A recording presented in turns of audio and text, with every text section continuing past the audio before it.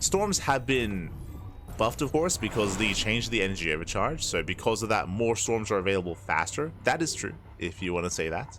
That definitely has been a change, and that has made storm-based builds and storm-based follow-ups more common. Definitely more common, more dynamic. What I will say when it comes to the previous series against Bjorn, against Cure, is that MaNa, the build that he's been going for, I would say, is unique to MaNa. Like, I haven't seen anyone else play around with it too much. And again, because of that, I don't think Bjorn is too familiar with it. I was mentioning it earlier, but Cure had a bit of a better early game, an early to mid game against MaNa, because Cure was going for earlier Ghost builds. He was going for an earlier Ghost Academy and going for earlier EMPs. I do think that you have to adjust. If you remember, like Bjorn, he himself was going for a bit of a different kind of response against MaNa. I do think part of that is maybe the inexperience of Bjorn when it comes to playing against that style, but I don't blame him because it is a more unique style, rushing into Storm in such a way. I want to emphasize the fact that like MaNa was doing a build there that isn't really prevalent amongst the Korean Protosses, or even most of the European Protosses either. Just as a heads up. Like rushing into Storm as quickly as MaNa has been. But here we go. We have our fresh series. We have our fresh fresh best of 5 as we are getting to the finals. And spawning in the right-hand corner of Ultra Love, we have our red Protoss player. Our red Protoss representing Twisted Minds. It is herO. And spawning in the bottom left-hand corner, we have the Polish Protoss player. We have the blue Protoss representing Team Liquid. It is MaNa. It's very possible that this build that MaNa's been going for might catch on. It might catch on, or it might fall off. The reason why I would say that is because none of the other Protosses are doing it. Because of that, there's less experience, there's less play against it, and players are not as familiar with how to respond against it either.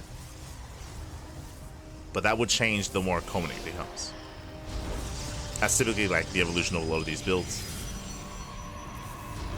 And the more players play against it, the kind of worse it comes over time. We spoke earlier, by the way, we're going for the shield battery rush. Rushing the shield batteries. Stargate's on the way, going for a Phoenix-based opener, I would imagine. And we're popping up. But what I was going to get into is like the evolution of the meta. Is something, for example, like 4-gate blink. We spoke about it. 4-gate blink was very common back in the day, like a year ago, but it fell off just because of how often like people played against it, how much better they got at defending against it. I even played countering it as well. The shield batteries are done. So we have 3 shield batteries. We have 3 herO shield batteries here, and we have 2 MaNa shield batteries. And the goal here should be to overwhelm the production. Overwhelm the production. The pylon is under fire. First shield battery is going to go down. Oof, not quite. Yeah, barely not. Shield battery does survive. MaNa making a stand. herO going to be opening up Oracle, and he is going to be denied as natural. Ooh, he's going to be denied as natural here. Favorite predictions? Oh, yes. Don't apologize. I got you. Is Gamba time.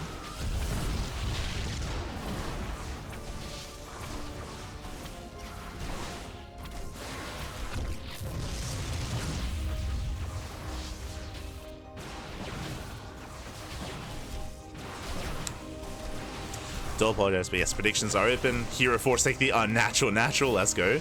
Oracle into the main. MaNa, he's ready for this though. Yeah, MaNa is ready. Shuts down the Oracle. Does force it back.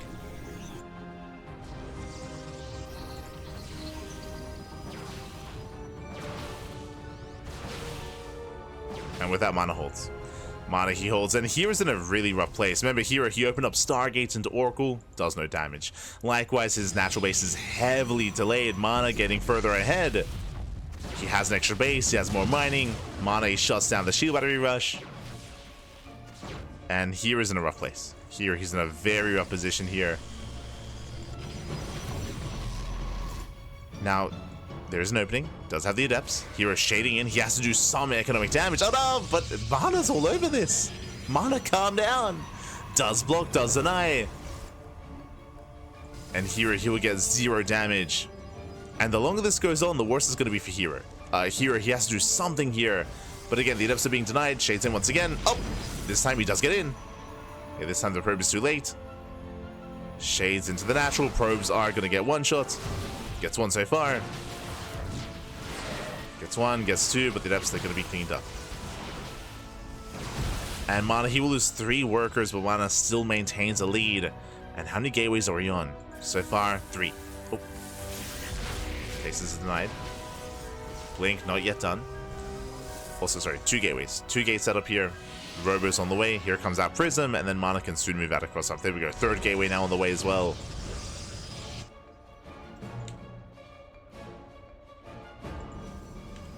And herO should just be overwhelmed. Because of MaNa's greater economy, he's going to have a larger army. Blink is going to be done around the same time for both players. Prism will move out. Now, there is a chance. If he can set up some stasis traps, whether they're aggressive across the map or defensive, then herO can take a fight. But outside of something like stasis traps, he's going to have to rely on MaNa making mistakes.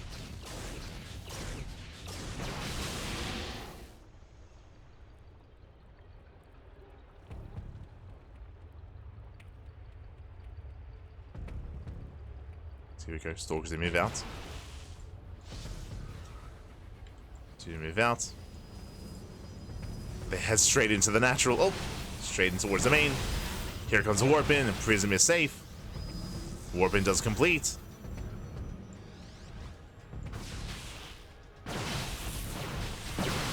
Yeah, and herO, he should be overwhelmed here. The boys are being pulled. From here, we can just blink down to low ground. Catching us on the sword. He blinks further in. Never mind. Just blinks further in instead. And we'll trade with the probes. Meanwhile, going for another warp in here into the mineral line. Going for Zealot warp ins. MaNa running out of some of these stalkers. But again, he still has those reinforcements. Yeah, juggling back. It does kill the mineral line. 23 probes going to be going down. MaNa does blink away.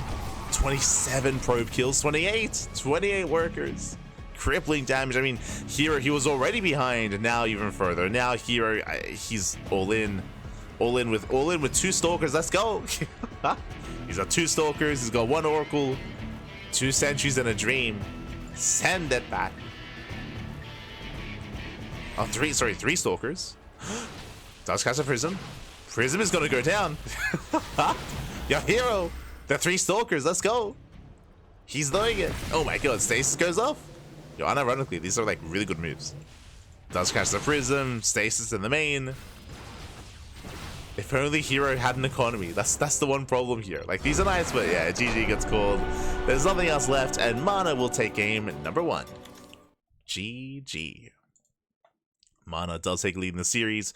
Again, just a really rough start for herO. herO, he did open up with the initial shield battery rush, but it just wasn't worth it. It did not pay off.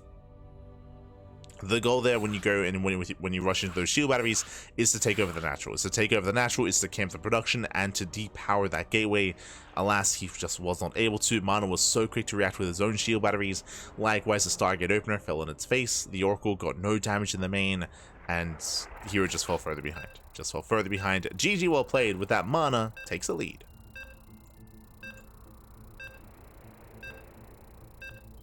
Here we go.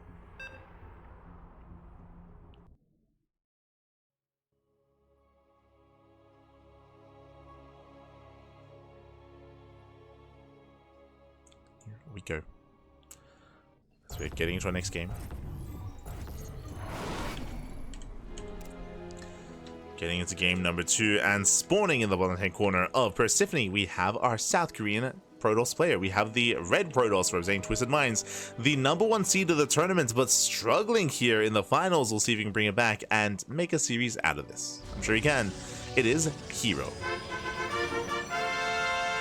And spawning in the top left-hand corner, we have the Polish Protoss player. We have the blue Protoss representing Team Liquid, leading the series 1-0. It is MaNa.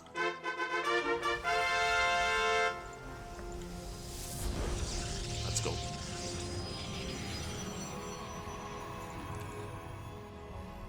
Let us go.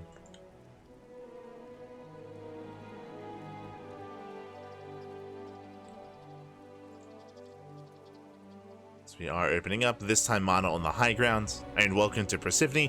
This time there's no ramp coming into the natural, so both players do set up on the high ground instead. Here it is not uncommon to see him go for a gate into Cybercore into expand and go for the max opener. It's been very common amongst the Korean Protosses.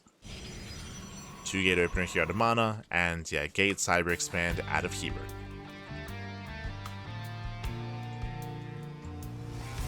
Here comes the Nexus. Going for the gate expand, no Cybercore, and he will get it. No pro block, no pylon block either. Very greedy build here by herO, and now the pressure is on MaNa to punish. We'll see if he can. So again, gate into Nexus followed by the Cybercore. This is the greediest build you can go for in PvP. Very greedy.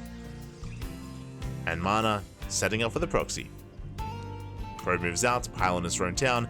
Now, based on this location, this does look like a proxy Stargate, not a proxy Robo, as it is very close by air. Very, very close. So a Stargate would make the most sense, but we'll see. We'll see how he does commit as we are waiting for the Cybercore. Cybercore is done, and Stargate is on the way. So proxy Stargate. Now a proxy Stargate is not an all-in. This is designed to cripple the economy. The goal here is to make an Oracle, to chrono out an Oracle, send it into the mineral line, deal damage, and expand behind it. Meanwhile, a regular Stargate opener out of herO.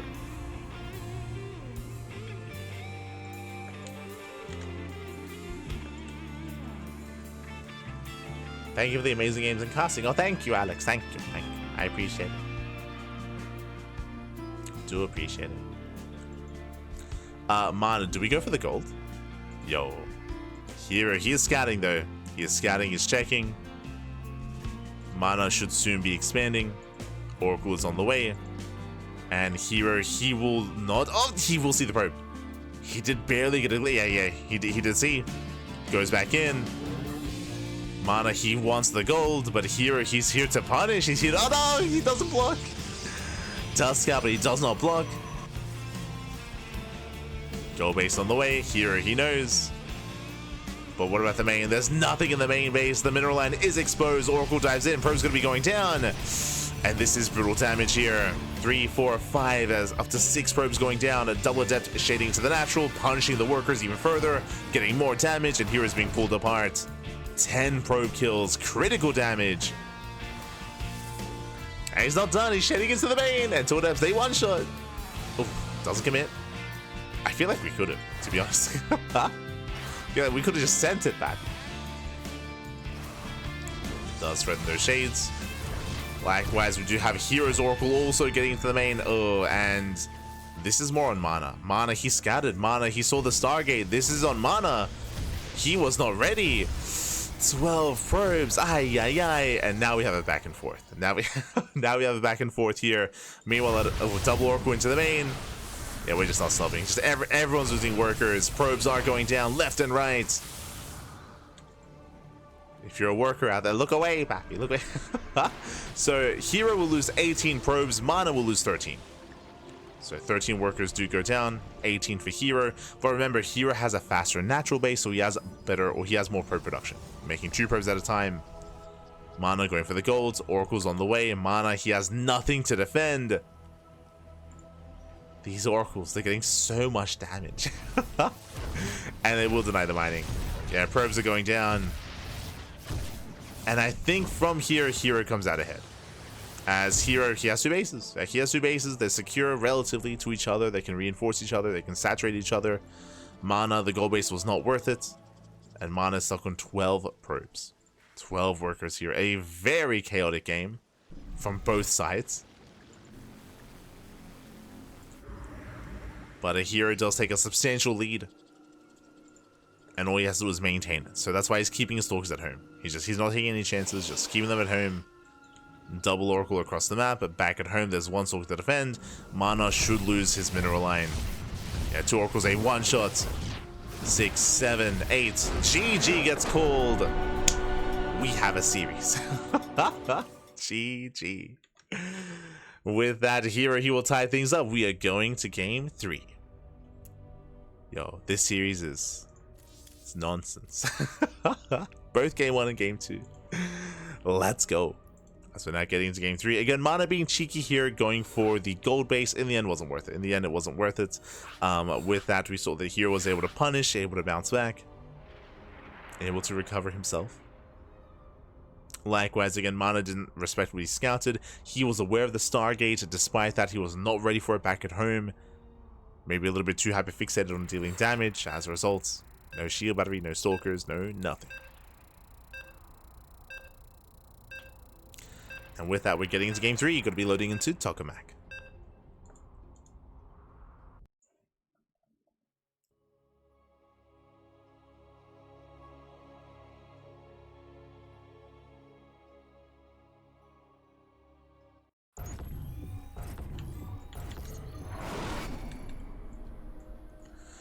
Spawning in the top right-hand corner of Tokamak, we have our South Korean Protoss player. We have our red Protoss. Oh, there we go, tying up the series 1-1 and making a series out of this. Oh, momentum is on his side, representing Twisted Minds from South Korea. It is herO.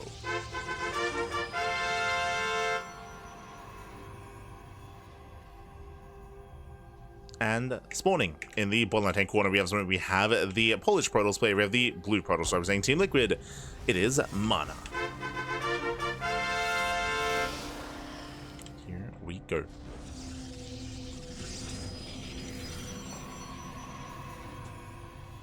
As we are settling in.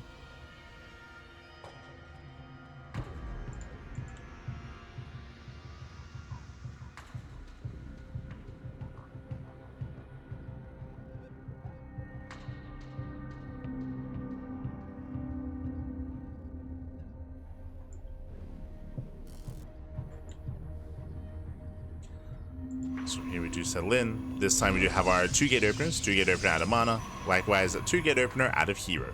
We saw last game herO go quite greedy into a fast Nexus, but not here, not on Tokamak. We're calming things down. 2-gate openers all around at this point.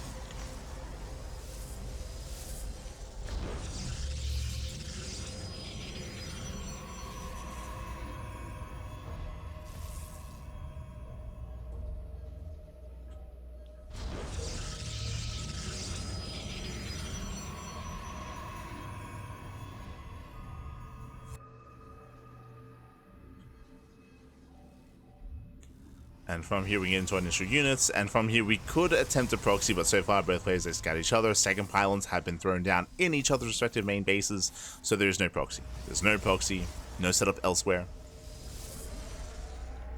Double Adept opener out of herO, double Adept out of MaNa as well. Okay, so exactly mirrored builds. With these soul Adepts, the goal is to rush across the map, the goal is to get economic damage done, is to threaten the bases. From here, we could double down and get another pair of Adepts. We could get a 3rd and 4th Adept, and even get up to 6, up to 8 Adepts as well. So we'll see if we double down. We'll see how hard we commit.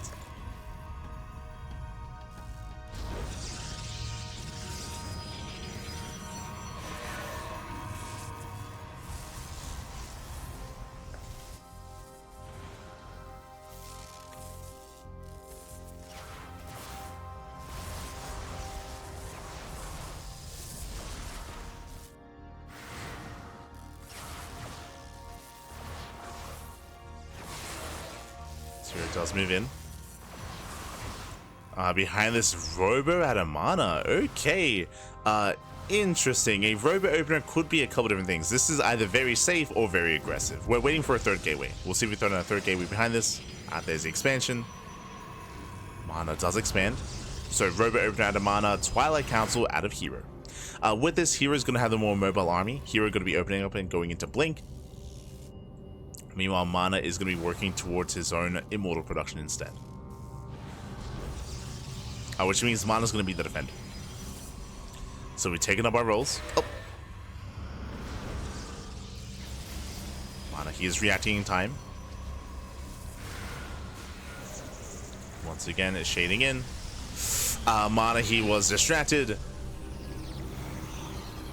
And herO does get, he already got the scout. No major damage yet. Nice force fields locking down the Adepts. He gets one. Just the one. Just one Adepts. Behind this, we have a +1 on the way. Blink as well, again working towards Blink Stalkers. Here he does rally across the map. Now remember, this early on, force fields are, I mean, they're ideal. Force fields, they reign supreme. Because there is no blink, you cannot get away from it. So with good enough control, they can lock each other down. Here's moving in.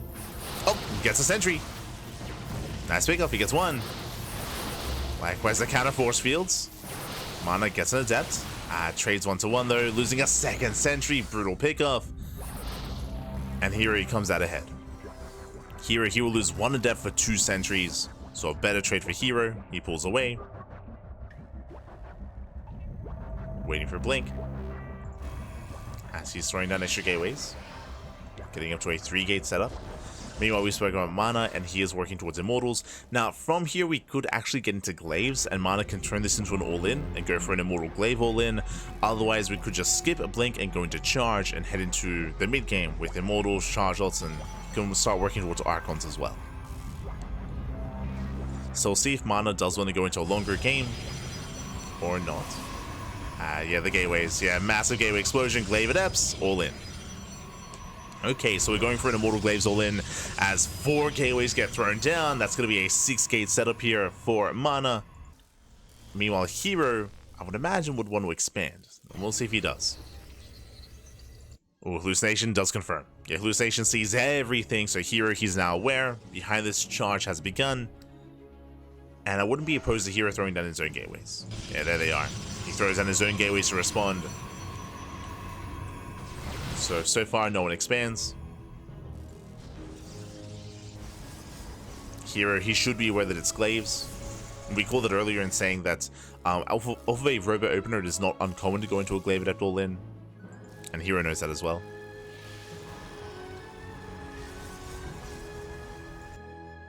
So here he's setting up.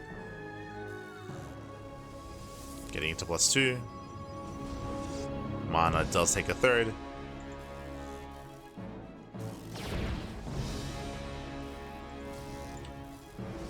And here he has seen the 3rd. He knows. So he should be expanding himself. Likewise, herO taking a bit to Archons.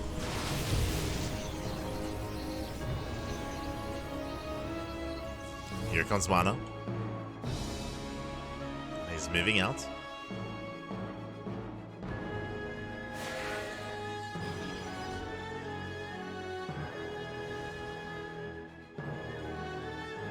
Let's move out.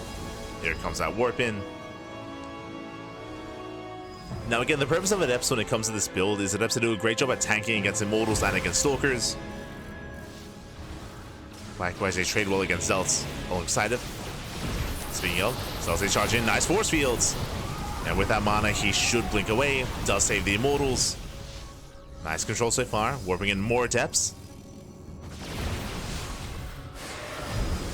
And again, the goal of the Adepts is to protect the Immortals. As they do threaten a shade, they actually get in. Doesn't commit.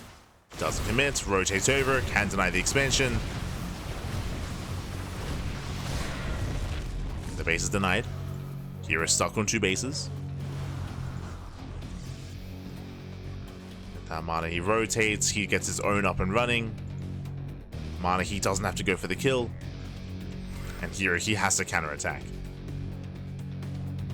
It's a bold move. For all herO knows, MaNa could just strike the natural here and now, and herO would be in trouble.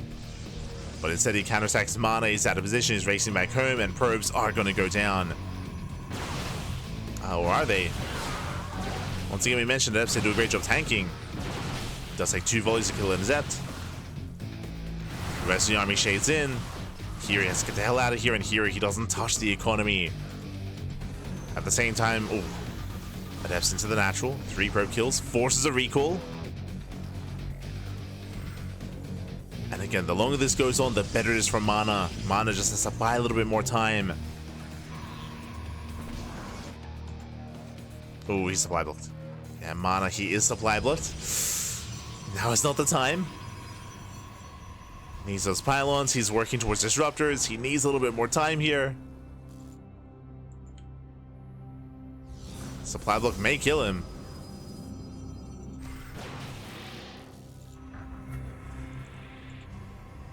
As that disruptor is still on the way.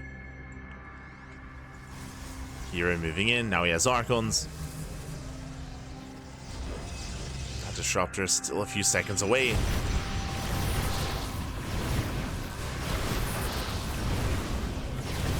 Just threatening a shade. I mean, the Archons are the answer to the Adept. So he cannot dive into the army. Nice force fields. Locking down the sentry. Sentry gets knocked down. Nova goes off. Oh! Grazes the army, gets a Stalker. Nothing major. And no major damage. Better concave here from herO. herO doing so much damage with those Stalkers. Adepts are just a little bit too far back. The base goes down. herO, he's breaking through. He's overwhelming. Does overwhelm the army. Oh, nice blink control. Or nice juggling, I should say. Getting on top of the Immortals. One Immortal goes down. Never goes off. Takes down the Archon. Still very close, but there's just not enough Adepts. Not enough Adepts here. And herO, he has done it. Takes down the expansion. Takes down 21 probes. Behind this, getting his own third base. Again, throughout so much of that fight, the Stalker was doing so much damage, and MaNa, the Forcer, was just locking him back. He just couldn't do anything. He was just stuck behind the army. Drops into the main. Loses an I+3. And it looks like he will. Not bad. Yeah, +3 is an I. GG gets called. MaNa, he lost his third base, lost everything, and herO will take a lead in the series. Whew, GG. Again, just a really solid fight at the third base for herO, where MaNa's army, just so much of it was dead supply. So much of it just wasn't able to engage in the fight. So much of it just wasn't able to commit. As you mentioned, herO, he had the wherewithal. Once he realized it was Glaive Adepts, he teched up quite quickly into Archons. And because of the Archons, MaNa couldn't shade it. Ideally, he wanted to shade on the army and commit to a fight, but the Archons were denying that, so he had to back off. He had to just stay on hold position behind the expansion, and he just couldn't engage. Just could not engage. With that, GG, well played, and herO does take a lead. And now we're getting into ley lines.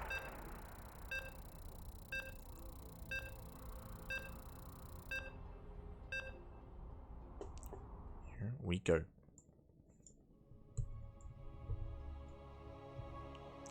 And here he is one game away from claiming the series. MaNa has to fight back here and now to force the ace match. Here we go. As spawning in the top right-hand corner of ley lines, we have the South Korean Protoss player. We have the red Protoss representing Twisted Minds, leading the series 2-1. It is herO. And spawning in the bottom right-hand corner, we have the Polish Protoss player. We have the blue Protoss representing Team Liquid. It is MaNa. Here we go. And you could argue that maybe, especially with that build that MaNa went for, going Immortal into a Glaive All-In, after killing the third base of herO, he probably should have kept going. I mean, we can say that, you know, seeing in retrospective, you know, what kind of defenses herO had. Unfortunately, MaNa, he went back home, which I still think was viable as well. Like, he had the better economy, but we saw that he had a bit of a shaky transition into disruptors, right? The supply look was brutal. It meant the disruptor was late, disruptors were delayed. When cannon rushing, he's crazy. Hit the forge, he's cannon rushing. Boys are being pulled already. Yeah, boys are being pulled. This is being taken seriously. We're trying to set up on the low ground, but herO, he's all over this. The probe's gonna get surrounded, and he will kill one probe. There's one probe left. Pylon does finish, gets the cannon. Cannon is thrown down, but the probe is so very low. Oh god. Again, a couple of tasers away from going down. He has to get out of here. Oh no, herO cuts him off. Oh my god. Let's get one more shot, and it goes down. That's it. Both probes do fall, and the cannon rush has ended. We have more boys being pulled, but the Zealot is already out, and this will end. This will end here and now. Not the way we wanted this to end. Not like this, Pappy. Not like this. The pylons are falling left and right. There is a gateway on the way, but the Zealot does have control of the main. MaNa is going to try to double down. He's trying to make this work. The backup probes have arrived, but no shot. There we go. Throws down two cannons. And does wall off for the gateway. But everything is depowered. Yeah, everything's going to be depowered here.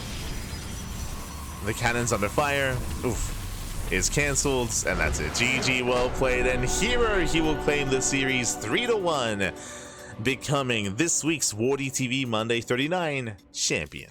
GG. Yo, MaNa's crazy. GG, well played. MaNa with the attempted cannon rush here. A cheeky build out of MaNa. Unfortunately, herO took it very seriously. He was so fast to pull the boys. Unfortunately, MaNa got surrounded when it came to his cannon rushing probes. He got both probes surrounded. They took a lot of hits. One probe went down. The other was 2 shots away from falling as well. And with that, the cannon rush failed. Did not get up and running. herO, he was able to respond beautifully there and just made sure that nothing really did complete. The pylons did, but the cannons did not. Cannons did not. Probes went down. GG, well played. herO is our champion. Congratulations here. Maybe not the way that I wanted the series to conclude, but regardless, congratulations. It was still very close, very clutch. I mean, again, I can see a world where MaNa would have won on Tokamak as well. Like, Tokamak was a very close game, was very clutch. Very clutch game state, but in the end, to go the way of herO, and GG, well played. And I don't want to take away from MaNa either, because MaNa, he played very, very well here tonight, taking down both Byan and Kyor to make it to the grand finals. Again, something that many of the others were not able to. Kyor has been on fire as of late, Byan as well. They're both looking very in form. So for MaNa to win those matches, impressive stuff there out of MaNa. And again, was able to flex some fresher builds as well. Just winding it back, if you remember, he was making use quite heavily there of these earlier storm timings, these earlier storm builds, delaying charge, whereas right now it is standard and meta to go for earlier charge instead. So MaNa having his own twist, and of course Byan struggling to deal with that as well. GG, well played. But overall, also we missed out unfortunately on herO versus Max. I mean, we've seen them face off many times before, but did miss out. I believe Wardi covered the first 2 games, so do check out Wardi's stream and Wardi's VODs for those 2 matches. Otherwise, thanks for watching. Thanks for tuning in. Hope you all enjoyed yourselves. Hope you all had a great time. Again, we are live on a daily basis here on the CranKy Ducklings. We are live more than any other channel out there. We are live more than anyone else. We have all the content, all the StarCraft. Our next broadcast on the channel is going to be tomorrow morning at 9 AM KST. That is going to be at 10 AM AEST. That will be in 9.5 hours. We're going to be live with the Kung Fu Cup StarCraft Evolution Edition number 10. So if you want some StarCraft Evolution content, then we do have you with tomorrow's broadcast. We also have some StarCraft Evolution League tomorrow evening as well. Is that correct? Hold on. I have to check my calendar. Oh, okay, yeah, there we go. We have a full day of StarCraft Evolution tomorrow. Oh my god, didn't even realize. So tomorrow morning we have Kung Fu Cup, and tomorrow evening we have the StarCraft Evolution League as well. On Wednesday we have the Pegasaur Cup. On Thursday we have LATAM League and the Podcast, and on Friday we have the Thermal 2v2 Circuit and OSC King of the Hill. Usually we do have 2 afternoons off every week. This week it is Wednesday, and usually it's Friday as well, but this week Steadfast is unavailable. If you've been tuning in recently, you would know that Steadfast, he has been the more regular caster for OSC King of the Hill, but this week he is unavailable, so we are stepping in to cover King of the Hill instead. So that means we only have half a day off this week. Half a day off. We'll be fine. God. Oh, the StarCraft. So Wednesday evening is going to be our time off. I say our time off, I mean I'm still probably going to stream and ladder on my personal channel regardless, but that's going to be our one casting half day off. Otherwise, plenty of content on the channel. We have KSL over the weekend, we have SDO, we have Cheeseadelphia as well. That's going to be on Sunday / Saturday, depending where you are in the world, and we have Tuna Cup on the weekend as well. So plenty of content, plenty of StarCraft. If you want to help support us, you can do so via Patreon, !Patreon in the chat, and that will give you a link to our Patreon page. Our Patreon is designed to fund our weekly tournaments and our monthly tournaments as well. You can see the Tuna Cup on Sunday, that is funded via Patreon this week. Who was in the finals of Tuna Cup? herO and Byan. They had a crazy finals. They had a very intense back and forth. So again, we feature players like herO, like Byan, like Solar, like Creator, like Christiana, Showtime, Skilless. They all pop off in the Tuna Cup, so you can tune in to those players if you wish on a regular basis, and you can support those players via Patreon as well. We also host amateur events like here on Saturday see Duckling open. SDO is also funded via Patreon, so thank you so much to all of our supporters, all of our patrons on Patreon. Thank you so much. Gracias, papi, gracias. We do appreciate it, and it's thanks to you that we're able to host our events on a regular basis, and that we're able to boost the events as well. Our next goal is at 500 USD a month. That is to boost the prize pool of Tuna Cup even further. So if you want to help us boost that prize pool, Patreon is the place to be. Otherwise, thanks for watching. Thank you for the support, and we'll see you guys in 9.5 hours for some Kung Fu Cup action. We'll see you then. We'll see you then. Otherwise, I'm gonna go edit some VODs. I got a lot of VODs to edit, Pappy. A lot of VODs. We'll get there. Yeah. I've been casting too much recently. Also, you can follow us socials, !socials in the chat. We do upload on YouTube on a daily basis. So if you see something that you like here that you can't watch live, if you're like, yo, I want to tune into some King of the Hill or some KSL or some Cheeseadelphia, then of course, YouTube is the place to be. Otherwise, thank you so much. Thanks so much for watching. Thank you so much for tuning in.